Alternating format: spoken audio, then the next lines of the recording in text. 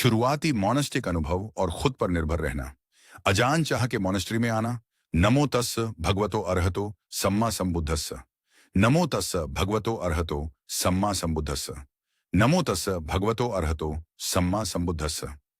ईना सोने डटा शुलाट में जब मैं पहली बार वात पाहपोंग, जो अजान चाह का मोनेस्ट्री है, वहां आया तो मेरा और मेरी पीढ़ी या उससे पहले के कई भिक्षुओं का एक्सपीरियंस यही था कि आपको बस आपके हाल पर छोड़ दिया जाता था। और मैं ये बात आज के फोन या मॉडर्न डिवाइसेस वाले मतलब में नहीं कह रहा हूं। मेरा मतलब है कि आपको पूरी तरह से खुद के साथ और खुद पर छोड़ दिया जाता था, और शायद ही कोई आपसे कहता था कि यह करो, वह करो, यहां रहो या वहां रहो। कुछ समय बाद जाकर मुझे समझ आया कि यह कोई अनदेखी या ऑर्गेनाइजेशन की कमी नहीं थी, बल्कि यह लुआंग पोरचाह की एक सोची समझी पॉलिसी थी। यह उनका अपना तरीका था यह परखने का कि कौन सच में दिल से जुड़ा है और किस में इस मॉनेस्ट्री में टिकने की असली हिम्मत है। सीधे ऑब्जर्वेशन से सीखना, इसलिए आपसे यह उम्मीद की जाती थी कि आप ऑब्जर्वेंट रहें और चीजों पर ध्यान दें। मैंने तुरंत एक भिक्षु पर गौर किया जिनका उठना बैठना मुझे बहुत ही शानदार और माइंडफुल लगा, या कम से कम मुझे उनके अंदर माइंडफुलनेस की झलक दिखाई दी। मैंने उनके पीछे पीछे चलना और भिक्षाटन के समय उनका कटोरा उठाना शुरू कर दिया, और फिर धीरे धीरे उन्हें थोड़ा जानने लगा। उन्हें थोड़ी बहुत इंग्लिश आती थी, इसीलिए मैं उनसे कुछ बातें सीखने लगा। अच्छी बात यह थी कि वहां कुछ और वेस्टर्न भिक्षु भी थे जिनसे मैं सलाह ले सकता था। तो अगर मैं पीछे मुड़कर देखूं, तो मुझे लगता है कि मैंने जितने सबक उन भिक्षुओं से सीखे जिनका बर्ताव बहुत ही आदर जगाने वाला था, उतने ही सबक मैंने उन भिक्षुओं से भी सीखे जो थोड़े, अगर मैं कह सकूं तो, लापरवाह या स्लॉपी थे। क्योंकि क्या नहीं करना है, यह ऑब्जर्व करना भी अक्सर उतना ही काम आता है जितना कि यह सीखना कि क्या करना है। अजानतुन, जिन्हें आप में से कुछ लोग शायद जानते होंगे और जो पहले यहां आ भी चुके हैं, बताते हैं कि कैसे उनकी पीढ़ी के कई लोग जो उनके साथ ही आए थे पूरी तरह से खोया हुआ और होमसिक महसूस करने लगे थे। उन्हें कुछ भी समझ नहीं आया और वे वापस घर लौट गए। मुझे याद है कि अनजान चाह ने एक बार मुझसे और कुछ वेस्टर्न भिक्षुओं से कहा था कि तुम लोग बहुत किस्मत वाले हो कि तुम थाई भिक्षुओं की तरह आसानी से भागकर घर नहीं जा सकते, वरना शायद तुम में से बहुत कम लोग ही आज यहां टिके होते। लेकिन खुद पर निर्भर रहने, सेल्फ सफिशिएंसी और ऑब्जर्वेशन पर यह जो जोर है, वह हमारी प्रैक्टिस की बहुत गहराई में बसा हुआ है। बौद्ध धर्म, साइंस और हमारा बर्ताव, ऑब्जर्वेशन पर दोनों का जोर। थाईलैंड में अक्सर बौद्ध धर्म और साइंस के रिश्ते पर बहस या बातचीत होती है, और हाँ, कुछ ऐसे हिस्से हैं जहां दोनों एक जैसे लगते हैं, खासकर ऑब्जर्वेशन, चीजों को करीब से देखने और समझने की अहमियत पर। आप शायद कहें कि साइंस, मैं यहां एक आम बात कर रहा हूं। साइंस काफी हद तक उन चीजों पर टिका है जिन्हें आप नाप सकते हैं, और जाहिर है हमारे अंदर जो बहुत सी चीजें चल रही हैं जिन्हें हम ऑब्जर्व कर रहे हैं, जैसे कि हमारा मन, उसे नापा नहीं जा सकता। आप ये भी कह सकते हैं कि शायद साइंस उस साइंटिस्ट को बस यूं ही मान लेता है कि वह तो है ही, जबकि बौद्ध धर्म में हम मानते हैं कि साइंटिस्ट भी उसी चीज का एक हिस्सा है जिसे ऑब्जर्व किया जाना है। लेकिन ऑब्जर्वेशन पर यह जो दोनों का जोर है, मुझे लगता है कि यह शायद उन सबसे बड़े या मुख्य हिस्सों में से एक है जहां दोनों के बीच एक असली जुड़ाव है। और जब हम अपने शरीर और मन को गहराई से ऑब्जर्व करने का इरादा करते हैं, तो हम देखते हैं कि कुछ हालात ऐसे होते हैं जो इस तरह से सीखने में हमारी मदद करते हैं, और कुछ हालात ऐसे होते हैं जो इसमें रुकावट डालते हैं। मिसाल के तौर पर, अच्छे बर्ताव या मोरालिटी को लेकर बौद्ध धर्म का नजरिया लें। जैसे जब हम 5 नियमों, 5 प्रिसेप्ट्स को देखते हैं, तो हमें दूसरे धर्मों और सोच विचार के तरीकों में दी गई शिक्षाओं या नियमों के साथ कुछ मिलती जुलती बातें दिखाई देती हैं। लेकिन बुद्ध धम्म में हम इस भरोसे के साथ शुरुआत नहीं करते कि ऊपर कोई दैवीय शक्ति बैठी है जो अच्छा बर्ताव करने पर हमें इनाम देगी और बुरा करने पर सजा देगी। इसके बजाय हम एक सवाल से शुरुआत करते हैं। एक आम इंसान के तौर पर, जिसके अंदर कई कमियां या बुराइयां हैं जिन्हें हम ऑब्जर्व कर सकते हैं, हम एक साथ ऐसे कैसे रह सकते हैं कि हम सब फल फूल सकें और धम्म के रास्ते पर आगे बढ़ सकें? सेफ्टी का एक बहुत बड़ा तोहफा देना। तो वो कौन से हालात हैं जो हमें धम्म में आगे बढ़ने में मदद करते हैं? और मैं कहूंगा कि सबसे बुनियादी चीज है सेफ्टी, यानी सुरक्षित महसूस करना। मुझे भगवान बुद्ध की वह बात बहुत छू जाती है जब उन्होंने कहा था कि इन नियमों का पालन करना एक बहुत बड़ा दान है, महादान है, एक सबसे बड़ा तोहफा है जो आप दुनिया को देते हैं। क्योंकि जब हम ये मान लेते हैं कि किसी भी और चीज से पहले हमें सेफ महसूस करने की जरूरत है, तब सेफ्टी का तोहफा देना ही सबसे बड़ा तोहफा बन जाता है। और इन नियमों को अपनाकर, उन पर चलकर, हम अपने आसपास के सभी लोगों को सेफ्टी का यह तोहफा देते हैं। और असल में हम ये कह रहे होते हैं कि भले ही मुझे अभी भी कभी कभी गुस्सा आता है, मैं अपना आपा खो देता हूं, मेरे अंदर कड़वाहट आ सकती है, ये सभी बुरी भावनाएं अभी भी मेरे दिल में उठ सकती हैं, यहां तक कि उन लोगों के लिए भी जिन्हें मैं सबसे ज्यादा प्यार करता हूं। और मैं उन भावनाओं को उठने से रोक नहीं सकता, लेकिन मैं यह वादा जरूर करता हूं कि मैं उनके बहकावे में आकर कोई गलत कदम नहीं उठाऊंगा। तो भगवान बुद्ध हमें यह समझा रहे हैं कि हम इंसानों के अंदर जो यह एक बहुत ही खूबसूरत खूबी या तोहफा है जिसे हम ऑब्जर्व कर सकते हैं, हमें उसका इस्तेमाल करना चाहिए। ये कोई बिना सोचे समझे मान लेने वाली बात नहीं है ना? ये तो हम खुद में देख सकते हैं कि हम हमेशा अपनी भावनाओं या इंस्टिंक्ट्स के बहाव में नहीं बह जाते। हमारा तुरंत मन कर सकता है कि डर या गुस्से में आकर किसी पर भड़क जाए, लेकिन हम हमेशा ऐसा नहीं करते। हम शायद यहाँ जमीन पर कुछ पड़ा हुआ देखें और हमारा मन करे कि मुझे यह चाहिए, लेकिन हम हमेशा उसे उठाते नहीं हैं। हो सकता है कभी कभी आप ऐसा कर भी लें, लेकिन अक्सर आप ऐसा नहीं करते। क्यों? क्योंकि एक इंसान के तौर पर हम ये कह सकते हैं कि नहीं, ये सही नहीं होगा, या ये किसी और का है। और अगर यह गायब हो गया या मैंने इसे ले लिया तो उन्हें बहुत बुरा लगेगा। ये एक ऐसी चीज जिसे हम ऑब्जर्व कर सकते हैं, है ना? हमारे अंदर ये इंस्टिंक्ट्स होती हैं, और हम ये नहीं कह रहे हैं कि वे बुरी या गलत हैं, बल्कि हम ये ऑब्जर्व कर रहे हैं कि हमारे लिए हर बार उनके पीछे पीछे चलना जरूरी नहीं है। जब हमारे अंदर थोड़ी भी दया की भावना होती है या सही और गलत की समझ होती है, तो हम बस उस काम को करने से खुद को रोक लेते हैं। और हमारी यह खूबी, आंख मूंद कर अपनी इंस्टिंक्ट्स के पीछे न भागने की हमारी यह काबिलियत ही बौद्ध शिक्षाओं में मोरालिटी, यानी अच्छे बर्ताव की बुनियाद है। अपनी इंस्टिंक्ट्स के पीछे न भागने का चुनाव करना। इसलिए हम कहते हैं कि हाँ, मैं मानता हूं कि कभी कभी मुझे बहुत तेज गुस्सा आता है। शायद मेरा मन आपको मारने या बुरा भला कहने का भी करता है। ऐसी भावनाएं उठती जरूर हैं, लेकिन मैं उन पर अमल नहीं करूंगा। चाहे मुझे कैसा भी महसूस हो, मैं किसी भी हालत में आपके साथ मारपीट या गाली गलौज नहीं करूंगा। तो अगर कोई आपसे ऐसा कहे तो आपको कैसा लगेगा? आपको सेफ महसूस होगा। और इनमें से हर एक नियम हमारे आसपास के लोगों के लिए एक तोहफा है। इसी तरह हम सेफ महसूस करते हैं और एक दूसरे पर भरोसा करते हैं।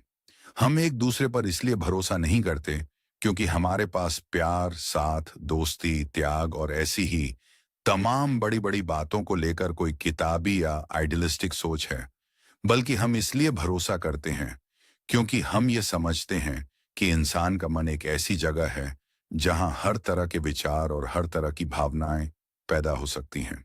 यह कुछ ऐसा है जैसे मान लीजिए हमारे पास एक दरवाजा है। ये एक ऐसी इमारत है जहां बौद्ध शिक्षाओं को पढ़ा और प्रैक्टिस किया जाता है। लेकिन अगर हम दरवाजा खुला छोड़ दें तो कोई भी अंदर आ सकता है। कोई बहुत बड़ा खूनी अंदर आ सकता है, कोई टेररिस्ट अंदर आ सकता है, कोई भी आ सकता है। क्यों? क्योंकि दरवाजा खुला है और इस इमारत में या इसके खुले दरवाजे में खुद से ऐसा कुछ नहीं है जो अंदर आने वाले लोगों की पहचान करके उन्हें रोक सके। अगर वे शारीरिक रूप से उस दरवाजे से गुजर सकते हैं तो वे बस अंदर आ जाएंगे। और इंसानी मन का भी बिल्कुल यही हाल है। आपके मन में किसी भी तरह का विचार आ सकता है और मन बस ऐसा ही होता है। थॉट्स की नेचर को समझना, नेगेटिविटी को सबसे ऊपर रखने की आदत। अब मैं एक ऐसे इंसान के तौर पर बात कर रहा हूं जो अपनी टीनेज के बाद से वेस्ट पश्चिमी देशों में नहीं रहा है। लेकिन मुझे ऐसा लगता है कि वेस्ट में हम पॉजिटिव बातों के बजाय नेगेटिव ख्यालों और भावनाओं को ज्यादा अहमियत देते हैं। ये कुछ ऐसा है कि मान लीजिए आपके अंदर किसी की मदद करने का बहुत ही अच्छा और नेक ख्याल आया और आपने उस भलाई के काम में बहुत मेहनत भी की, लेकिन उस काम के दौरान ही अचानक मन में एक ख्याल आ जाता है कि इस काम के लिए शायद मेरी तारीफ होगी, या कोई और छोटा सा मतलबी ख्याल आ जाता है। और फिर हमारी आदत होती है कि हम उसी मतलबी ख्याल को पकड़कर बैठ जाते हैं और खुद से कहते हैं, हाँ, असल में तुम इसीलिए यह कर रहे हो, है ना? ये जो सोच है कि हमारी बुरी नीच और मतलबी बातें किसी तरह हमारी अच्छाई और भलाई से ज्यादा असली या ऑथेंटिक हैं। सवाल यह है कि ऐसा क्यों? आखिर किस बिना पर हमें खुद को अपनी अच्छाइयों से जोड़ने के बजाय अपनी बुराइयों से जोड़ना ज्यादा सच्चा लगता है? असल में ये बस हमारे मन की पुरानी आदतें, कंडीशन्ड फिनोमेना हैं जो मन में आती जाती रहती हैं। और अगर भलाई का कोई काम करते हुए आपके मन में शायद सैकड़ों या हजारों पॉजिटिव और अच्छे ख्याल आए हों, तो फिर क्यों महज कुछ पल की नेगेटिविटी उन सारी अच्छाइयों पर भारी पड़ जाती है? इस तरह से सोचना सच में एक अजीब सी आदत है, लेकिन बदकिस्मती से यह बहुत आम है। थॉट्स को सिर्फ थॉट्स की तरह पहचानना। इसलिए जब आप ऑब्जर्व करते हैं तो आप देख सकते हैं कि मन में कोई भी ख्याल आ सकता है, और कोई भी ख्याल असल में आप नहीं है, वह आपकी पहचान नहीं है। इसीलिए माइंडफुलनेस की प्रैक्टिस में हम बस चीजों को देखना, ऑब्जर्व करना शुरू करते हैं। हम उन चीजों को पहचानने लगते हैं जिन्हें हमने दिल से लगा लिया था या अपना मान लिया था, और फिर हम देखते हैं कि नहीं, ये तो बस मन के बहाव का एक हिस्सा है। मुझे याद है जब मैं एक अनागारिक भिक्षु बनने से पहले का सफर था। ये बहुत पुरानी बात है, और लॉन्गपोर सुमेदो ने हमें बताया था कि किसी ने उन्हें फोन किया था। एक औरत बहुत ही परेशान थी क्योंकि उसका एक बच्चा था और शायद वह डिप्रेस्ड थी, और उसके मन में अपने ही बच्चे को मारने के ख्याल आ रहे थे। वह इस बात से इतनी डर गई थी कि उसने लुआंगपोर को फोन किया और कहा, देखिए, मैं एक राक्षस हूं, ये बहुत भयानक है। कोई माँ भला ऐसा कैसे सोच सकती है? और जहां तक मुझे याद है, लुआंगपोर ने कहा, अच्छा, तो क्या सच में तुमने अपने बच्चे को मार दिया? उसने कहा, बिल्कुल नहीं। आप ऐसा सोच भी कैसे सकते हैं कि मैं... बस यही बात है। तुम्हें पता है, यह सिर्फ एक ख्याल है, और यह बात बौद्ध लोगों के बीच कितनी आम है, मानो एक क्लीशे, घिसी पिटी बात हो। यह सिर्फ एक ख्याल है, लेकिन यह अपने आप में एक बहुत ही गहरी और बड़ी समझ है। उन्होंने कहा कि यह इससे ज्यादा और कुछ नहीं है। यह बस एक ख्याल है, एक ऐसी चीज जो बस ख्यालों की दुनिया में पैदा होती है। माइंडफुलनेस खाली जगह और चॉइसेस बनाती है, और हम ख्यालों को दो हिस्सों में बांट सकते हैं। एक वह ख्याल जो बस अचानक से आपके मन में आ जाता है, और वह आपके पुराने कर्मों, प्रीवियस कर्मा का नतीजा होता है। इसीलिए वह ख्याल अपने आप में न तो अच्छा है और न ही बुरा, वह बस एक नतीजा है। लेकिन आज का कर्म, प्रेजेंट कर्मा, इस बात से बनता है कि आप उस ख्याल को कैसे लेते हैं, आप उस पर कैसे रिस्पॉन्ड, प्रतिक्रिया करते हैं। या अगर आपके पास माइंडफुलनेस नहीं है, तो आप उस पर कैसे बिना सोचे समझे रिएक्ट करते हैं। तो आपके मन में जो भी अचानक से आ जाता है, चाहे वह अच्छा हो या बुरा, आप उसकी जिम्मेदारी नहीं ले सकते। लेकिन आप इस बात की जिम्मेदारी जरूर ले सकते हैं कि आप उसमें उलझते हैं या नहीं, आप उसे मन में जगह देते हैं या नहीं, आप उसके पीछे भागते हैं या नहीं, और क्या आप उसे अपने शब्दों या हरकतों से बाहर निकालते हैं या नहीं। और फिर से हम ऑब्जर्व करते हैं कि हमारी सही समझदारी और अच्छे तरीके से काम करने की काबिलियत इस बात पर टिकी है कि हमारे अंदर कितनी माइंडफुलनेस है। तो माइंडफुलनेस के साथ ऐसा लगता है जैसे मन में चलने वाली बातें कम से कम महसूस करने के स्तर पर बिल्कुल स्लो मोशन में चल रही हों। या यह तो तय है कि मन में जो बातें उठती हैं उनके आसपास एक खाली जगह, स्पेस बन जाती है।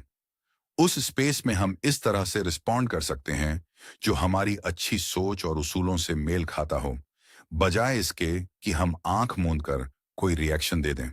इसीलिए वियतनाम के जाने माने गुरु थिच नाथ हन की एक बहुत ही खूबसूरत बात है। जिस मन में माइंडफुलनेस नहीं होती उसके पास बहुत कम रास्ते या चॉइसेस होती हैं, और माइंडफुलनेस के साथ हमारे पास कई चॉइसेस आ जाती हैं।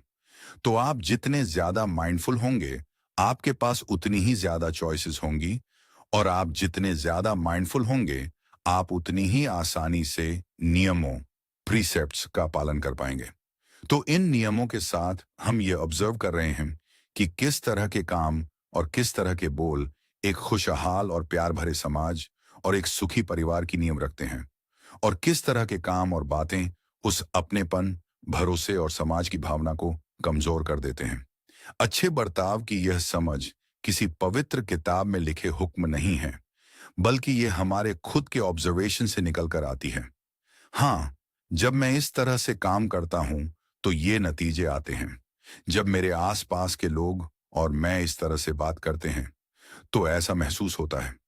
हम लगातार ऑब्जर्व कर रहे हैं, और भगवान बुद्ध की शिक्षाएं एहिपस्सिको, आओ और खुद देखो वाली शिक्षाएं हैं। वे हमें बढ़ावा देती हैं कि हम उन्हें खुद आजमा कर देखें। अपने एक्सपीरियंस से समझदारी वाला भरोसा या फेथ जगाना, कॉन्फिडेंस बढ़ाने के लिए शिक्षाओं को आजमाना, और इसी तरह फेथ, भरोसा बढ़ता है। आपको पता है, कई धर्मों और फिलॉसफी में फेथ असल में एक बंद गली, डेड एंड की तरह है। आपके पास बस एक ही चॉइस होती है, या तो आप मान लें या ना मानें। यह बिल्कुल हाँ या ना वाली बात है। लेकिन बौद्ध धर्म में फेथ का पूरा ध्यान इंसान की काबिलियत और बंधनों से आजाद होने की उसकी ताकत पर होता है। भगवान बुद्ध ने अपने चेलों से कहा था, मैं तुम्हें बुरी चीजें छोड़ना इसलिए सिखा रहा हूं क्योंकि तुम ऐसा कर सकते हो। अगर तुम नहीं कर पाते तो मैं तुम्हें नहीं सिखाता। मैं तुम्हें अच्छी चीजें अपनाना इसलिए सिखा रहा हूं क्योंकि तुम ऐसा कर सकते हो। अगर नहीं कर पाते तो मैं नहीं सिखाता। तो अगर हमें भगवान बुद्ध के ज्ञान पर फेथ है, तो हमारा असली भरोसा और रोज की जिंदगी में वह भरोसा कैसे झलकता है? वह यह है कि हमें इंसान की काबिलियत पर और इसीलिए खुद की ताकत पर फेथ है कि हम बुराइयों को छोड़ सकते हैं, अच्छाइयों को बढ़ा सकते हैं और अपने मन को साफ कर सकते हैं। इसलिए हमारा यह फर्ज बनता है कि हम इसे आजमा कर देखें। अच्छा, अगर आपको लगता है कि आप बुराइयों को छोड़ सकते हैं, तो एक कोशिश करके देखिए। और जब आप देखते हैं कि आप थोड़ा आगे बढ़ रहे हैं, आपको अपने मन में बुराइयां कम होती हुई दिखती हैं, तब बौद्ध शिक्षाओं पर आपका कॉन्फिडेंस और भी बढ़ जाता है। तो हम भगवान बुद्ध की हर शिक्षा को अपने एक्सपीरियंस की कसौटी पर कस रहे हैं, और जितना ज्यादा हम उन्हें आजमाते हैं वे उतनी ही खरी उतरती हैं। और अगर आप लंबे समय से प्रैक्टिस कर रहे हैं तो आपको अंदर से आवाज आती है, हाँ ये सच में सही है, हाँ ये बिल्कुल सच है, अरे ये तो बहुत सही बात है, हाँ ये ठीक है। बार बार बार बार आपको ऐसा ही महसूस होता है। इसी तरह फेथ इतना पक्का और मजबूत बन जाता है। ये महज आंख मूंद कर मान लेने या एक बार में एक बड़ी सी हाँ कहने से नहीं होता, बल्कि ये कई सारी छोटी छोटी हाँ से मिलकर बनता है। और ये छोटी छोटी हाँ आपके अपने ऑब्जर्वेशन, देखने और समझने पर टिकी होती हैं। हाँ, भगवान बुद्ध कहते हैं कि यही एक रुकावट है। हाँ, और मैं ये देख सकता हूं कि सच में ये एक रुकावट है। भगवान बुद्ध कहते हैं कि अगर तुम ऐसा करोगे तो वैसा होगा। हाँ, और ऐसा होता भी है। ये बिल्कुल सच है। तो ये समझदारी से भरा एक रीजन्ड फेथ है, कोई अंधविश्वास या बिना सोचे समझे किया गया भरोसा नहीं है। यह एक ऐसा फेथ है जो शिक्षाओं को अपने एक्सपीरियंस से आजमाने की कोशिश पर टिका है, और अपने आसपास के लोगों को और आम तौर पर समाज को ऑब्जर्व करने पर टिका है। लगातार ऑब्जर्व करते रहना और अपनी ऑब्जर्वेशन की ताकत को और खास तौर पर अपनी माइंडफुलनेस को निखारने और बढ़ाने में मेहनत करना ही इसका रास्ता है। मैं या सेल्फ के इस एहसास को आते जाते देखना, तो हम देखते हैं कि जो चीजें हमें बहुत पक्की और ठोस लगती थीं, वे अब बिखरने लगती हैं। और यह जो मैं या सेंस ऑफ सेल्फ का एहसास है, ऐसा नहीं है कि हमें इसे खत्म करना है, बल्कि हमें बस इसे ऑब्जर्व करना है। हमें यह देखना है कि यह कैसे पैदा होता और कैसे खत्म हो जाता है। आपको पता है, कई फिलॉसफी और धर्मों के पास इस बात के जवाब हैं कि दुनिया कब शुरू हुई, ये कितने समय पहले की बात है। क्या यह 5,000 साल पहले हुआ था या करोड़ों साल पहले? लेकिन बौद्ध धर्म में हम कहते हैं कि यह बिल्कुल अभी, इसी पल शुरू होती है, जब हम अपने शरीर, अपनी भावनाओं, अपनी सोच, जज्बातों, ख्यालों और अपनी इंद्रियों की समझ के साथ खुद को जोड़ लेते हैं। तब दुनिया बनती है। दुनिया बनती है और फिर मिट जाती है।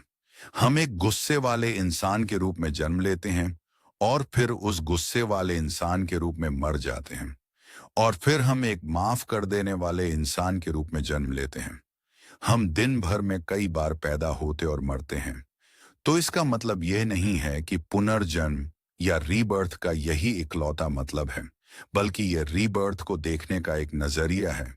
और यह रीबर्थ का वह हिस्सा है जिसे हम अपनी रोज की जिंदगी में खोज सकते हैं और ऑब्जर्व कर सकते हैं, और फिर हम मेडिटेट करते हैं। जैसे ही हम अपनी सांसों के साथ जुड़ते हैं और हमारी माइंडफुलनेस सांसों पर टिक जाती है, तब क्या होता है? तब हमारी वह पहचान डगमगाने लगती है और यहां तक कि गायब भी हो जाती है। ये एहसास कि मैं फला इंसान हूं, मेरी यह कहानी है, मेरी यह खासियत है, ये सोचना कि ये चीजें मुझे अपने बारे में पसंद हैं और ये मुझे पसंद नहीं हैं, आप देखेंगे कि ये सब बस गायब हो जाता है ना? वह सब अब वहां नहीं रहता। वहां बस सांस का अंदर आना और बाहर जाना रहता है, भावनाओं का उठना और खत्म होना रहता है, ख्यालों और समझ का आना और जाना रहता है। और इसी को हम असली दुनिया कहते हैं। बस यही, अभी जो हो रहा है वही असली दुनिया है। इसलिए लोग पूछते हैं, किसी मॉनेस्ट्री में क्यों जाना? हम तो बस बाहर जाकर असली दुनिया का एक्सपीरियंस करना चाहते हैं। क्योंकि और है ही क्या, बस यही अभी है जो इस पल हो रहा है। खुशी और पल भर की डिजायर्स को नए नजरिए से देखना, और जितना ज्यादा आप लगन के साथ ऑब्जर्व करने की इस प्रैक्टिस को करते हैं, बहुत सी चीजें छूटने लगती हैं और एक नया रूप लेने लगती हैं। हाँ, यह सोच कि मैं एक इंसान हूं, मैं इस तरह का हूं, यह कोई बंधी हुई या पक्की चीज नहीं है। ये हमारी जिंदगी का केंद्र नहीं है। ये तो बस एक ऐसी चीज है जो बदलती रहती है और जिसे हम ऑब्जर्व कर सकते हैं। जैसे खुशी क्या है, इसे लेकर हमारे ख्याल। मुझे लगता है कि हमें कितना कुछ सिखा पढ़ा दिया जाता है, प्रोपेगेंडा, है ना? कि असल में हमें किस चीज से खुशी मिलती है। खुशी और चीजों को इस्तेमाल करने के बीच क्या रिश्ता है, या खुशी और हमारी इंद्रियों के मजे के बीच क्या रिश्ता है। और फिर जब हम उन सारी पुरानी बातों को किनारे रख देते हैं जो हमारे समाज और माहौल ने हमारे दिमाग में भरी हैं, तब हम खुद ऑब्जर्व करना शुरू करते हैं। हाँ, अच्छाई और भलाई के काम सच में हमें खुश करते हैं। पूरे ध्यान और माइंडफुलनेस के साथ किया गया कोई भी काम हमें बहुत अच्छा महसूस कराता है। तो हमें यह जानकारी हर वक्त मिल रही होती है। बात बस इतनी है कि हमें इसे जानबूझकर समझना है और यह पहचानना है कि यह बात उन चीजों से कितनी अलग है जो हमें आम तौर पर मानने के लिए कहा जाता है। यही बात डिजायर्स, ख्वाहिशों पर भी लागू होती है। जाहिर है कि मेरे अंदर इस तरह की डिजायर है और मुझे इस चीज की जरूरत है, लेकिन अगर हम इसे करीब से देखें तो हम पाते हैं कि इसकी तेजी कभी कम तो कभी ज्यादा होती रहती है। और असल में इस तरह के ऑब्जर्वेशन का इस्तेमाल बिहेवियरल साइंस में भी होता है। मैं हाल ही में एक बिहेवियरल साइंटिस्ट के तरीके के बारे में पढ़ रहा था कि कैसे वे लोगों की लत छुड़ाने में मदद करते हैं। मिसाल के तौर पर सिगरेट की लत। तो वे क्या करते थे कि वे अपने मरीज या क्लाइंट से कहते थे कि जब भी सिगरेट पीने की तलब उठे तो उसे ऑब्जर्व करें और उस तलब की तेजी को 1 से लेकर 5 तक का नंबर दें। उन्हें कुछ हफ्तों तक एक डायरी लिखने को कहा जाता और फिर बाद में वे इसे साथ मिलकर देखते।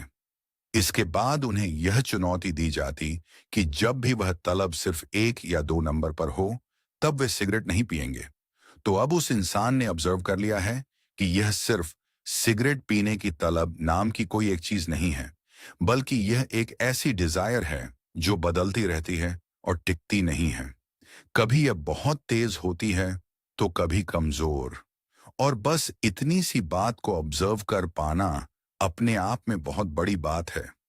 और फिर आसान चीजों से शुरुआत करना, जैसे 1 और 2 नंबर वाली तलब को रोकना और फिर धीरे धीरे आगे बढ़ना। तो हमारे अंदर इस तरह की बहुत सी डिजायर्स होती हैं और हम बस ये कह देते हैं, मुझे इस तरह की परेशानी है, या जब ऐसा होता है तो मुझे बहुत गुस्सा आता है और मैं बहुत डिप्रेस्ड हो जाता हूं। मैं कहता हूं, अच्छा, इसे ऑब्जर्व करके देखो।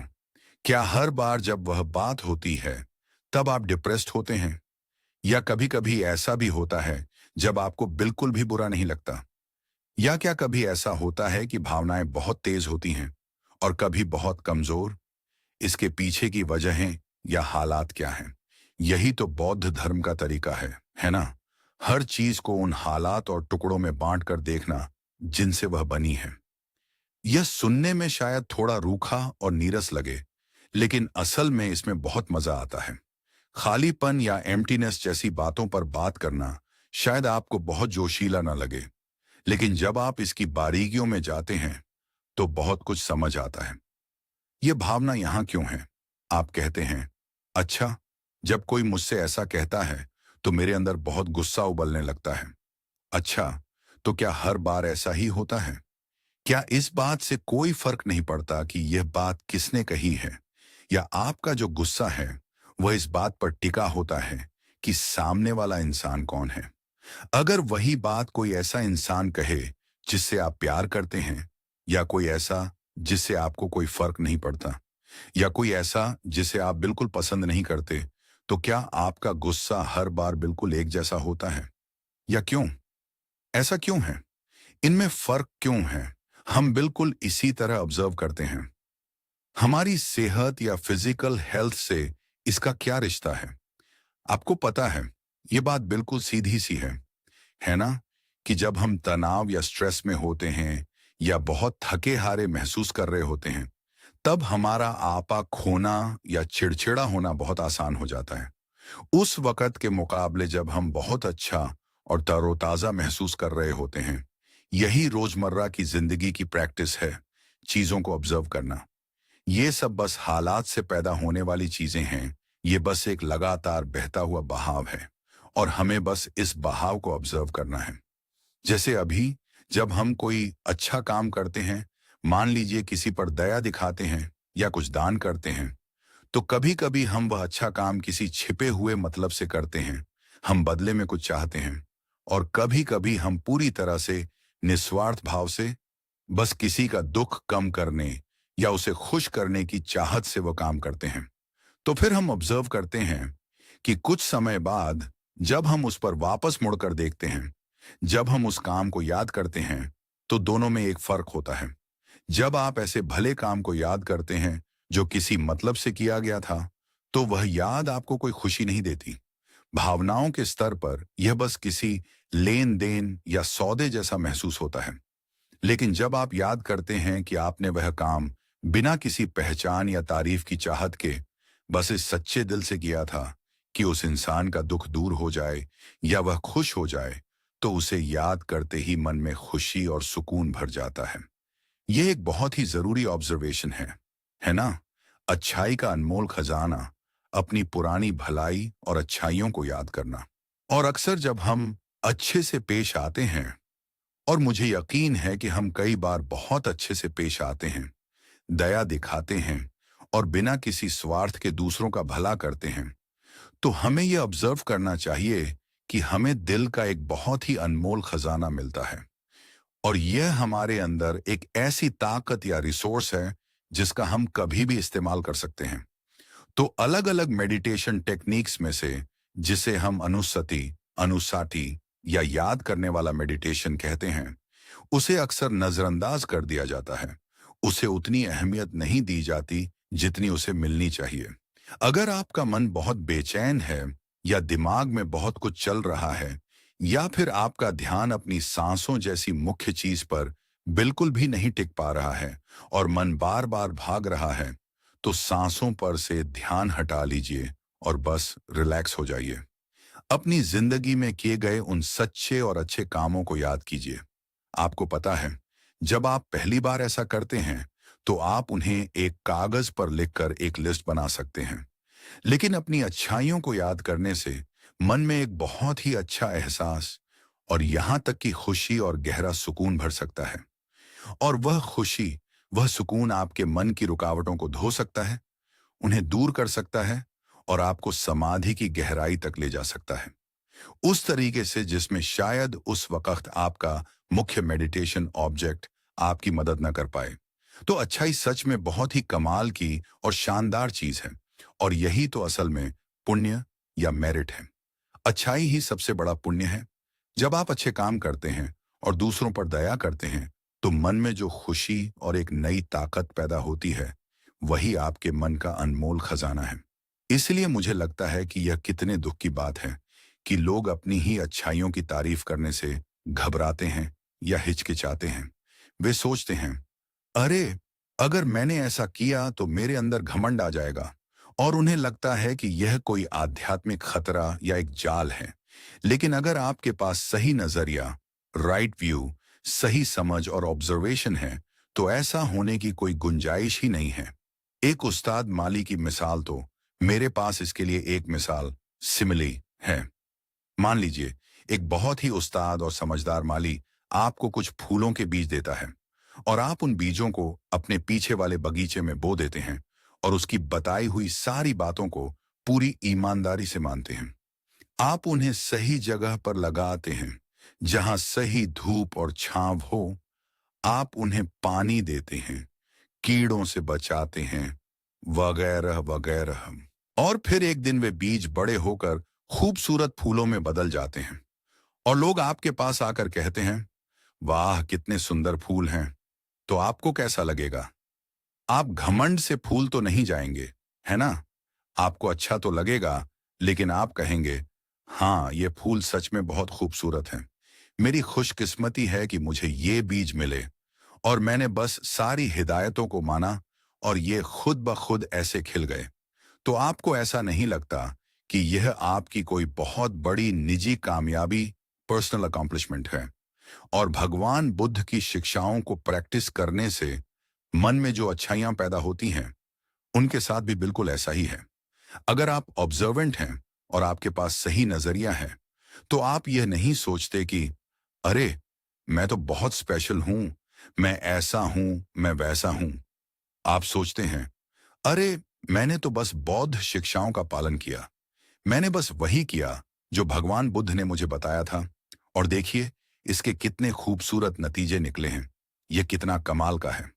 और असल में भगवान बुद्ध के धम्म में आपका फेथ, भरोसा और भी बढ़ जाता है, क्योंकि आप खुद देख पाते हैं कि हाँ, जब आप पूरी ईमानदारी से बताए गए रास्तों पर चलते हैं, तो ऐसा ही होता है।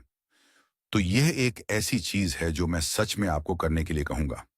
आपको पता है, जब भी आप बहुत उदास, हताश और डिस्करेज महसूस करें या खुद को कमजोर समझें, तो यह जान लें कि आपके अंदर इन बुरी मानसिक स्थितियों, नेगेटिव मेंटल स्टेट्स से निपटने की पूरी ताकत और रिसोर्सेज मौजूद हैं। आपके पास ये अनमोल खजाने हैं जो आपकी जिंदगी में किए गए अच्छे कामों की यादें हैं, और उन्हें याद करना सीखें, उन्हें अपने मन की सतह पर लाएं और उनकी खुशी को महसूस करें। उन्हें अपनी कोई निजी खूबी मानकर खुश न हों, बल्कि यह धम्म है, यह भगवान बुद्ध का धम्म है जो आपकी जिंदगी में निखर कर सामने आया है। चाहे वह उनकी शिक्षाओं पर चलने से हुआ हो या बस आपके अंदर मौजूद अच्छाई और दया की उस आवाज को सुनने से। वजहें, हालात और एक अच्छी डिजायर क्रेविंग और अच्छी डिजायर में फर्क समझना। तो इन शिक्षाओं को आजमाने, ये ऑब्जर्व करने कि आपको क्या चीज खुश करती है और क्या चीज दुखी करती है, इस पूरी कोशिश से क्या अच्छी बातें निकल कर आ रही हैं? हमारे पास भगवान बुद्ध के दिए हुए जवाब मौजूद हैं।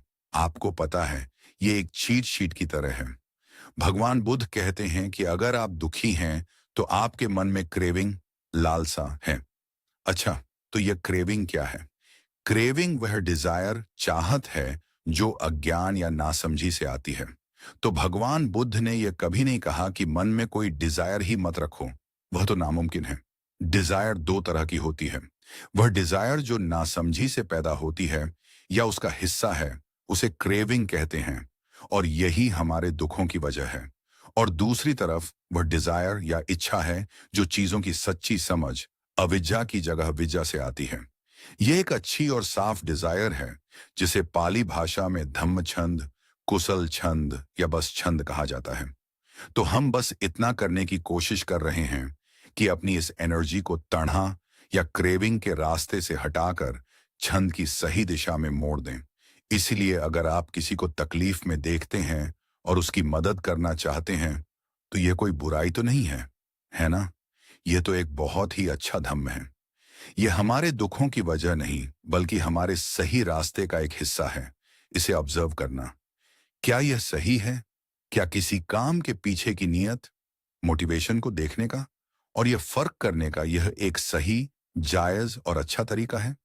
भगवान बुद्ध शायद आपको चुनौती देते हुए कहेंगे, खुद देखो, खुद आजमाओ, तुम्हें कैसा महसूस होता है? क्या कुछ पाने की चाहत, कुछ बनने की चाहत और किसी की मदद करने की चाहत, इन दोनों भावनाओं के बीच कोई फर्क नहीं है? तो फिर वह फर्क क्या है? वहां क्या वजहें और हालात काम कर रहे हैं? तो भगवान बुद्ध यह समझा रहे हैं कि अगर मन में दुख है, तो आप तुरंत समझ सकते हैं कि मन में जरूर किसी न किसी तरह की क्रेविंग है, क्योंकि उस क्रेविंग के बिना कोई दुख हो ही नहीं सकता। अंदर की वजहें और बाहर के हालात, तो यहां हम वजहों, कॉजेस और हालात, कंडीशंस के बीच एक फर्क समझते हैं। कभी कभी लोग कहते हैं, हाँ, भगवान बुद्ध कहते हैं कि सब कुछ तुम्हारे दिल में है, बस अपने दिल का ख्याल रखो और सब ठीक हो जाएगा। उन्होंने ऐसा नहीं कहा था। उन्होंने कहा था कि कुछ वजहें होती हैं और कुछ हालात होते हैं, और हमारे आसपास की चीजें वो हालात हैं, और उन पर हमारा बहुत ही कम कंट्रोल होता है। हम उन्हें बहुत ज्यादा बदल या संभाल नहीं सकते। लेकिन अगर दुख पैदा करने वाले सारे हालात मौजूद हों, पर मन में कोई क्रेविंग ना हो, तो हमें दुख नहीं हो सकता। हो सकता है कि आप शारीरिक रूप से बहुत मुश्किल दौर से गुजर रहे हों, लेकिन कोई मानसिक दुख नहीं होगा, क्योंकि मानसिक दुख सिर्फ तभी होता है जब वहां क्रेविंग मौजूद हो। तो हम इसे बहुत आसानी से ऑब्जर्व कर सकते हैं। आपको पता है, आप किसी बहुत ही शानदार जगह पर हो सकते हैं, जैसे कि कोई स्वर्ग हो या खूबसूरत छेदी हो, जहां नजर डालो सब कुछ बहुत सुंदर हो। लेकिन अगर आपका मूड खराब है, तो वह सारी खूबसूरती आपके लिए बेकार है। वहीं आप किसी बहुत ही बदसूरत और सूनी जगह पर हो सकते हैं, लेकिन अगर आपका दिल प्यार, दया या माइंडफुलनेस से भरा है, तो बाहर की वह बदसूरती आप पर अपना असर खो देती है। तो यह एक बहुत ही सीधा साधा और आम सा ऑब्जर्वेशन है ना? कि वे सारी चीजें जो मिलकर हमें अच्छा और खुश महसूस कराती हैं, उनमें सबसे जरूरी और अहम हिस्सा हमारे अंदर का होता है, न कि बाहर का। लेकिन भगवान बुद्ध ने सिर्फ धम्म नहीं सिखाया, उन्होंने धम्म विनय सिखाया। और उन्होंने कहा था कि ये जो बाहर की चीजें या ट्रिगर्स हैं, वे आपको स्वार्थी बनने, लालची बनने या चिंता करने के लिए बढ़ावा दे सकती हैं। तो ये बिल्कुल समझदारी की बात है कि हम ऐसे ट्रिगर्स को जितना हो सके कम करें और उन चीजों को बढ़ावा दें जो हमें दयालु, अच्छा और ईमानदार बनने के लिए प्रेरित करती हैं। लेकिन यह तो प्रैक्टिस का विनय वाला हिस्सा है, जबकि धम्म का हिस्सा यह है कि मन में उस क्रेविंग नाम के सबसे अहम कीड़े को पैदा ही ना होने दिया जाए। अपने मन के रिएक्शंस की जिम्मेदारी लेना। तो कोई कहता है, अरे उसने मुझे बहुत दुखी कर दिया, या उसने जो किया उससे मुझे बहुत गुस्सा आ गया। लेकिन इस तरह से बोलना बहुत नासमझी की बात है ना? ऐसा करके आप बाहर की चीजों को बहुत ज्यादा ताकत दे रहे हैं। आप बाहर की चीजों को बस हालात मानने के बजाय उन्हें वजह मान रहे हैं। तो कोई आपसे कहता है, किसी ने आपको बहुत गुस्सा दिला दिया। नहीं, कोई आपको गुस्सा नहीं दिला सकता। कोई आपको दुखी नहीं कर सकता। जो भी हुआ, वह आपको डिप्रेस नहीं कर सकता। वे चीजें बस ऐसे हालात हैं जो आपको डिप्रेशन, गुस्से, जलन या नफरत की तरफ धकेल सकते हैं, लेकिन वे अपने आप में वजह नहीं हैं। तो फिर जब किसी ने कुछ कहा, तो भला आपको गुस्सा कैसे नहीं आएगा? मैं कहूंगा कि आपके बात करने का तरीका ही गुस्से को एक खुला न्योता दे रहा है। लेकिन यह तभी होता है जब आप खुद से कहते हैं, मैं नहीं चाहता कि वह ऐसा करे। मैं नहीं चाहता कि वह ऐसा हो। उसे ऐसा नहीं कहना चाहिए। उसे ऐसा नहीं होना चाहिए। मन में हमेशा एक खास तरह की क्रेविंग होती है, जो चीजों को एक खास तरीके से चाहने या न चाहने की जिद करती है। और यही वह चीज है जिसे छोड़ने की ताकत हमारे पास है। तो अगर हम बाहरी दुनिया की बात करें, तो मेरा मतलब है कि एक हद तक हमें कोशिश करनी चाहिए कि हम नियमों का पालन करें और अपने देश के कानूनों, रिवाजों और तौर तरीकों के जरिए ऐसा माहौल बनाएं जो हमारे अंदर की बुराइयों के बजाय हमारी अच्छाइयों को बढ़ावा दे। लेकिन इसमें भी हमें एक हद तक ही कामयाबी मिलती है। लेकिन जिस चीज पर हम सच में काम कर सकते हैं, वह है यह क्रेविंग, नासमझी पर टिकी हुई लालसा। तो हम इस नासमझी से कैसे बाहर निकलें? बस देखकर, अपने शरीर और मन को बहुत करीब से देखकर, उन्हें ऑब्जर्व करके। और इसी तरह हम 4 आर्य सत्यों, 4 नोबल ट्रूथ्स की गहराई में जाकर उन्हें समझते हैं। तो मुझे एहसास हो रहा है कि मैं काफी देर से बोल रहा हूं। मेरा आपसे मिलने आना बहुत कम ही हो पाता है। तो मुझे उम्मीद है कि इतनी लंबी बात करने के लिए आप मुझे माफ करेंगे। और अब मैं ये बातें आपको दे रहा हूं ताकि आप शांति से इन पर विचार कर सकें।